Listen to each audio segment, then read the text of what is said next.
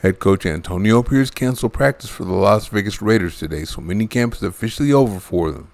I guess it's safe to assume he liked what he saw in their 2 days of practice. So what did he see that he liked so much? He already knows what he has in star edge rusher Max Crosby, star interior defensive lineman Christian Wilkins, corner Jack Jones, and linebacker Robert Spillane.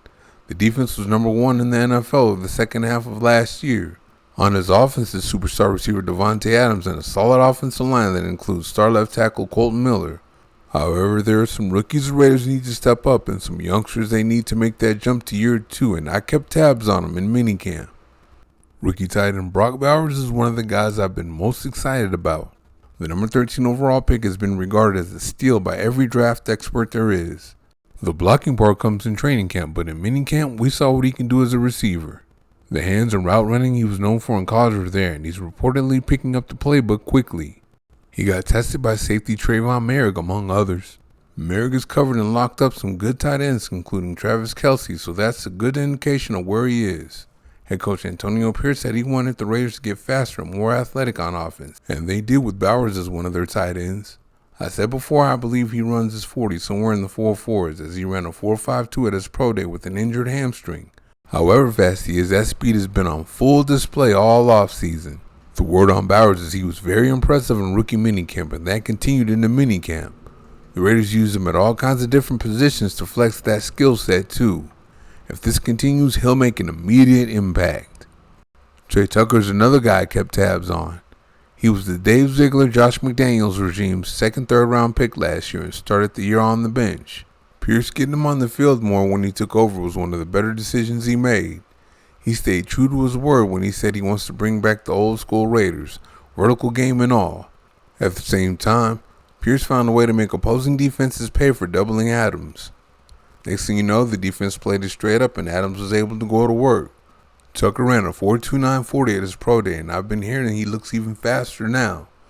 Adams is his teammate, so I'm sure he picked his brain about route running and releases so he can have that to go with his speed. Tucker's hands are reliable too, so I expect him to do some damage this year. I heard he did as well as he could for a guy in the situation he was in minicamp. The quarterback play wasn't great. Adams didn't do a lot in minicamp. The Raiders were probably saving his legs for later, so Tucker took advantage and got a lot of reps in. We all obviously wanted to see second-year quarterback Aiden O'Connell make his jump to year 2. We were excited about him and what he did under the very difficult circumstances he did it under last year. The Raiders need him to make that jump if they're going to get anywhere this year. We already know what Gardner Minshew is and isn't. O'Connell should make that jump though. He made one while playing last year. Remember, he basically didn't have any reps after training camp and got thrown to the wolves, so it wasn't pretty at first. He played in 11 games, and in his first 6 games, he threw 4 touchdowns and 6 interceptions. In his last 5 games, he threw 8 touchdowns and 1 interception.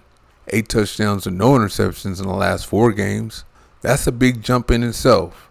Now he's had this whole offseason, the minicamp he just finished, and he still has training camp to get himself dialed in. The reports are saying O'Connell was inconsistent in minicamp, but he did flash his arm talent. For those of you that think they should just go with Minshew, he hasn't been consistent either. That's concerning. I have not given up on 2023 4th round pick Jacorian Bennett. I thought he was a real steal as he had football numbers and testing numbers that were right on par with the first round corners in the 2023 NFL draft. We have yet to see it from him though. He's talented, so he did have his moments as a rookie, but he was a little too inconsistent. He also had an injury that slowed him down and eventually caused him to miss a few games. He missed weeks 12 and 13, then actually started to look pretty good for 3 games before he went out for the rest of the season in week 16. They say you make your biggest jump in the NFL from year 1 to year 2, so that's what I'm looking for from him.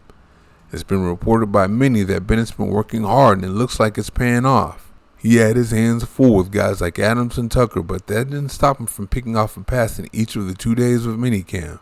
You don't need to go live a full pass to show you can cover, so I think it's safe to say Bennett is coming along. Imagine the defense if he pans out. What can you get out of minicamp without pads?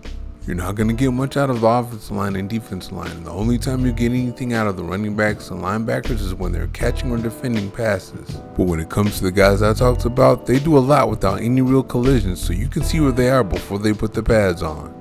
Bauer's route running and speed showed, and so far so good on the playbook. The playbook's important with all the positions he's playing. You mean to tell me Tucker's even faster now and Bennett looks like he's ready to show off all that talent he has?